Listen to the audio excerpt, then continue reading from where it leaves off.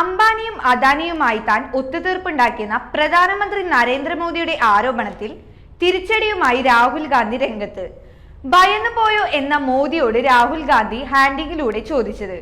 മോദി ഇതാദ്യമായിട്ടാണ് പരസ്യമായി അംബാനിയെയും അദാനിയെയും ഉച്ചരിക്കുന്നത് തന്നെ. ടെമ്പോയിൽ പൈസ കൊടുക്കുമെന്ന് പറയുന്നത് സ്വന്തം അനുഭവത്തിൽ നിന്നാണോ എന്നും രാഹുൽ ഗാന്ധി മോദിയോട് ചോദിച്ചു.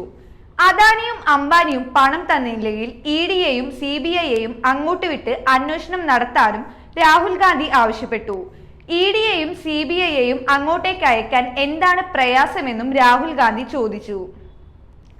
വൻകിട വ്യവസായങ്ങൾക്ക് മോദി സർക്കാർ എത്ര പണം കൊടുത്തോ അത്രയും പണം രാജ്യത്തെ പാവപ്പെട്ടവർക്ക് ഇന്ത്യൻ മുന്നണി അധികാരത്തിലേറിയാൽ കൊടുക്കുമെന്നും രാഹുൽ ഗാന്ധി വ്യക്തമാക്കി. നേരത്തെ പ്രിയങ്ക ഗാന്ധിയും മോദിയുടെ പരാമർശത്തിൽ മറുപടിയുമായി രംഗത്തെത്തിയിരുന്നു. അദാനിയെക്കുറിച്ച് എല്ലാ ദിവസവും രാഹുൽ ഗാന്ധി പറയാറുണ്ടെന്നും മോദി അത് കേൾക്കാത്തതാണെന്നുമാണ് പ്രിയങ്ക തിരിച്ചടിച്ചത്. BJPയുടെ അഴിമതിയുടെ സാരഥിയും സഹായിയും ആരാണെന്ന് രാജ്യത്തിന് അറിയാമെന്നും രാഹുൽ പറഞ്ഞു. രാജ്യത്തിന്റെ സ്വത്ത് കോടീശ്വരന്മാർക്ക് നൽകുന്നത് ജനം കാണുന്നതിനാലാണ് മോദി രാഹുലിനെ വിമർശിച്ച് രക്ഷപ്പെടാൻ നോക്കുന്നതെന്നും പ്രിയങ്ക കൂട്ടിച്ചേർത്തു.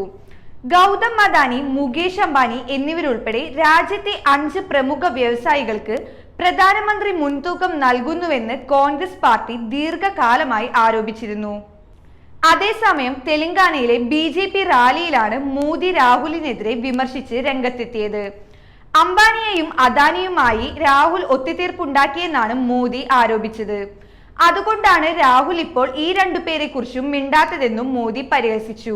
ടെമ്പോയിൽ നോട്ടുകെട്ടുകൾ കിട്ടിയതുകൊണ്ടാണോ രാഹുൽ മിണ്ടാത്തതെന്നും മോദി തെലങ്കാനയിലെ റാലിയിൽ ചോദിച്ചിരുന്നു.